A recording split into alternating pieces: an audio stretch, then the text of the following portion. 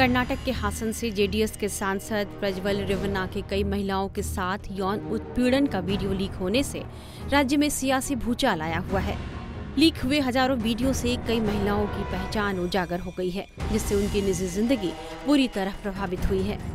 Prajwal Revanna party प्रमुख और पूर्व प्रधानमंत्री एचडी देवगौड़ा के पोते हैं। रेवन्ना के कई वीडियो कर्नाटक में वायरल हो रहे हैं, जिसमें वह महिलाओं का यौन शोषण करते नजर आ रहे हैं।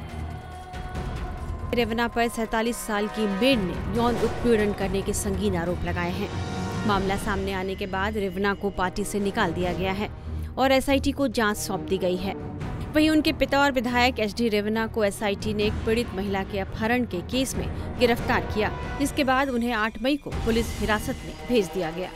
हालांकि वीडियो जारी होने से पहले ही प्रज्वल रेवन्ना देश छोड़कर फरार हो चुके हैं, लेकिन इस मामले पर प्रधानमंत्री नरेंद्र मोदी ने कड़ी प्रतिक्रिया दी है। प्रधानमंत्री नरेंद्र मोदी ने टाइम्स नेटवर्क के साथ हुए खास इंटरव्यू में प्रज्वल वीडियो कांड पर अपनी सख्ती दिखाई है। प्रधानमंत्री नरेंद्र मोदी ने group editor in chief Navika Kumar और कंसल्टिंग एडिटर सुशांत सिन्हा से कई मुद्दों पर बात की। Group editor in chief Navika Kumar ने प्रज्वल रेवन्ना के यौन उत्पीड़न वाले वीडियो को लेकर भी सवाल पूछा। इस पर प्रधानमंत्री ने साफ तौर पर कहा कि ऐसे अत्याचारियों को बिल्कुल नहीं छोड़ा जाना चाहिए और उन्हें सख्त से सख्त सजा मिलनी चाहिए। मंत्री, एक सवाल है जो कम से कम मुझे ट्रबल करता है, मुझे कहीं ना कहीं ये देखकर तकलीफ होती है, वो है कि जिस तरह का हम एक वाकया देख रहे हैं।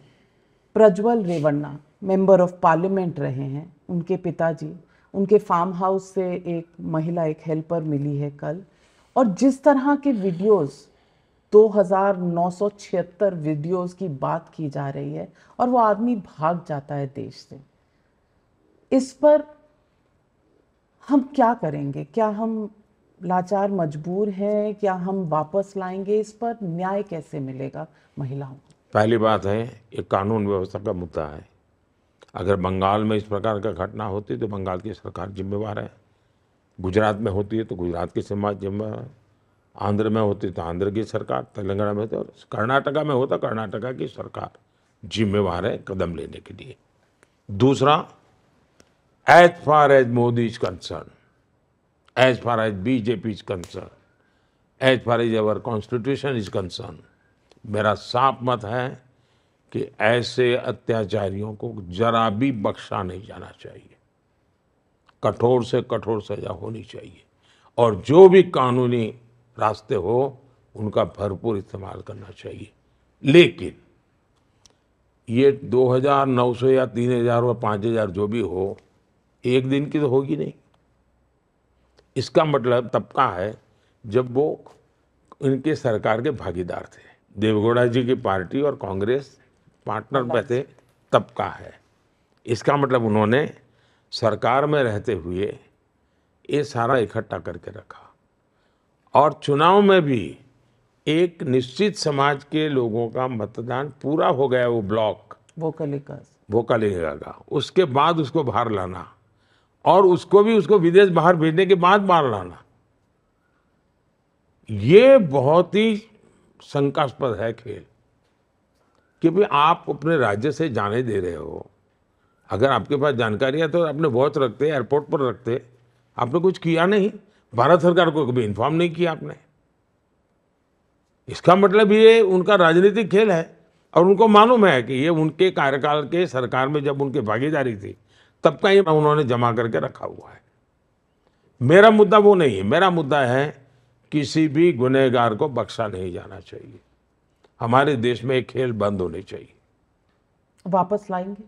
वापस लाना भी चाहिए और उसको कड़ी से कड़ी कार्रवाई होनी चाहिए, कोई इफ्स एंड बट्स नहीं होना चाहिए। प्रधानमंत्री के बयान के अगले ही दिन कर्नाटक सेक्स स्कैंडल में फंसे पूर्व प्रधानमंत्री देवगौड़ा के बेटे एचडी रेवन्ना की मुश्किलें लगातार बढ़ती जा रही है। स्पेशल कोर्ट ने उन्हें 14 मई तक के लिए न्यायिक हिरासत में भेज दिया है। इससे पहले वो विशेष जांच दल यानी एसआईटी की हिरासत में थे और उनकी जमानत याचिका भी कोर्ट ने खारिज कर दी थी।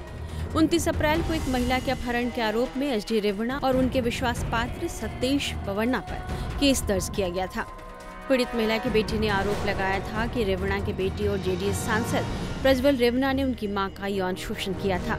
इसके बाद उन्होंने एक खास व्यक्ति के जरिए उनकी मां का अपहरण कर लिया। इस बीच प्रज्वल के खिलाफ ब्लू कॉर्नर नोटिस भी जारी कर दिया गया है।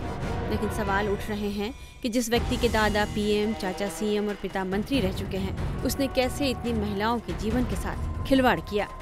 एसआईटी इन्हीं सवालों के जवाब ढूंढने की कोशिश कर रही है। टाइम्स नाउ नवभारत डिजिटल की रिपोर्ट।